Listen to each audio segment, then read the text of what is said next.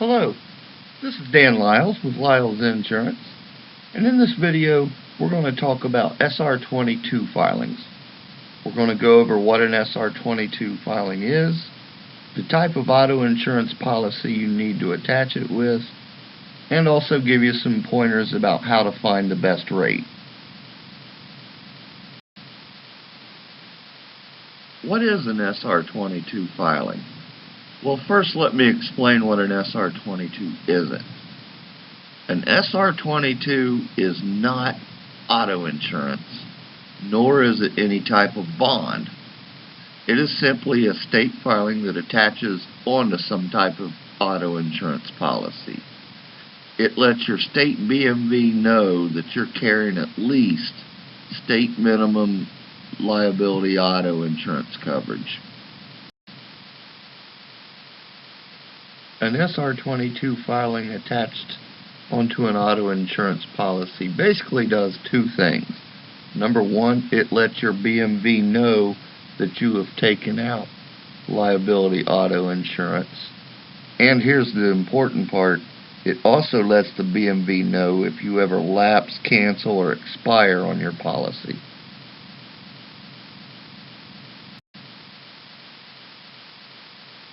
To better understand how an SR22 works, think of it as a tattletale clause. That is, when you have a policy that has an SR22 attached to it, if you ever cancel, lapse, or expire on your policy, the company is required by law to notify the state DMV, and once that happens, your license gets suspended until you either reinstate your policy or start a new policy with another SR22 attached. It's very important that you set up your SR22 filing properly. And to do so, it is very simple. If you own a vehicle or have a vehicle registered in your name, you'll want to attach an SR22 onto a regular auto insurance policy. If you do not own a vehicle, you need to take out what's called a named operator's. It's also known as a non-owner's auto insurance policy. And it works just the same as regular auto insurance as far as your SR22 filing, reinstating your license. It's designed for people that need insurance but don't own a car. And also for drivers in the state of Ohio, another option besides the named operator policy is a financial responsibility bond.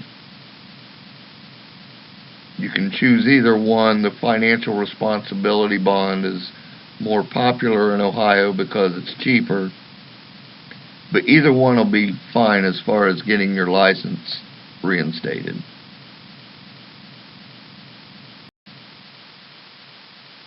Quickly, I want to go over two special types of auto insurance filings, the FR44 and the SR50.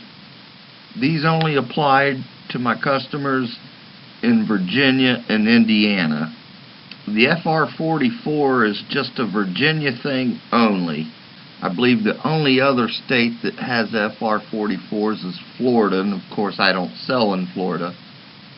But in Virginia, it works exactly like an SR22 filing does.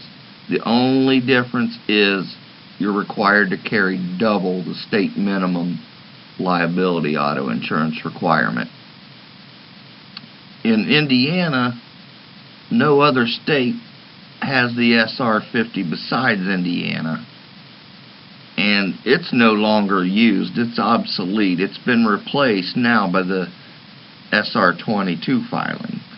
However, drivers that were charged before the law changed, they still get grandfathered into the old SR50 requirement. Just remember that an SR22 substitutes just fine for the SR50. In fact, you're much better to do so because most companies no longer write SR50 filings.